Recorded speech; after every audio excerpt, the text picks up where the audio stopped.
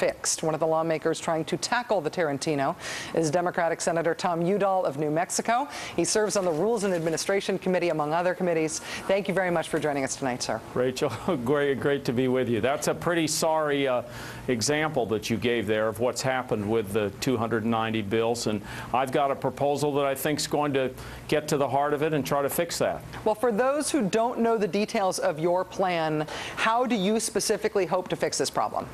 Under the Constitution, and I call this the constitutional option, what happens at the beginning of each Congress is what happens in most legislative bodies all around the world and in the United States. You adopt rules. And so at the beginning of the 112th Congress, I'm going to move to adopt rules for the 112th Congress. We need a majority vote, and I think we're gaining momentum every day. When Senator Reid was asked about this recently, he said that he thought it would take 67 votes, not a majority vote, in order to change the filibuster rules. I have spent a lot of time looking into this. I've even spoken to a retired parliamentarian from the Senate and trying to get a handle on this. I think that Senator Reid is not right. I hope I don't get you in trouble for asking you this, but do you think he's right? I think there is a view, and it is that the rules say within them, this is the box you get yourself into, the rules say they cannot be changed from one Congress to the next, and they also say you have to have 67 votes to change the rules.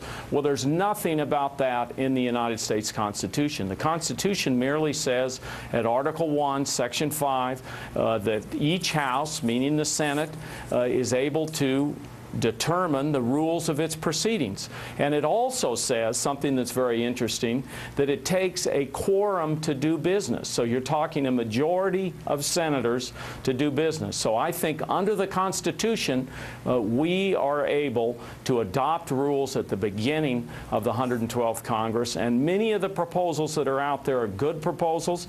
I'm going to work with other senators and see if we can find 51 senators to get some rules in place that are going to work for the American people and work for the United States Senate to get the job done. I wonder if you feel that Senator Bayh weighing in on this debate in the way that he has since he announced his impending retirement has changed the momentum on this a little bit, has made it feel like this is something more possible. He's been very articulate about the fact that the Senate has changed the rules in the past about how many votes it takes to call cloture, how many votes it takes to cut off a filibuster. He thinks it ought to be done again. Has that changed your sense of momentum on this? Rachel, I think that Senator Bayh really has given it some momentum. But, you know, look at some of the other senators that have been speaking up that are senior. Senator Harkin, Senator Dodd. We're seeing senior senators now saying, this isn't the place that I served in 30 years ago. It's completely changed. The filibuster is being used as a weapon of partisanship.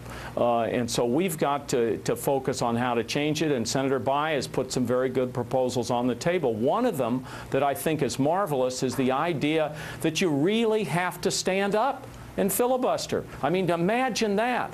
Well, filibuster is supposed to be about somebody talking in opposition to an issue. We don't have that now. The 290 bills are sitting there because the threat of a filibuster. It takes 2 weeks to do those bills if you have the threat of a filibuster, so most of them just sit there.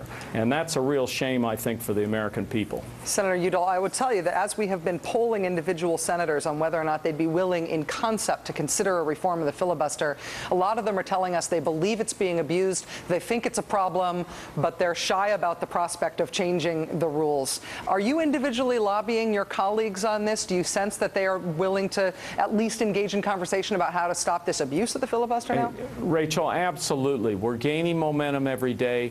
What I would tell you is that there is a real concern about the way the rules are being used right now. There's a concern in terms of focusing on how we change that.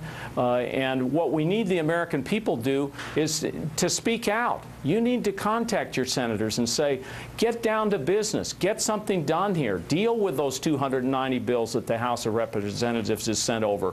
Why don't we deal with the other pieces of legislation this year under reconciliation if we're allowed to do so under the rules? But then let's focus on getting those rules to work so we can get health care and energy and global warming and all jobs legislation, all of those kinds of things done that we were sent here to do.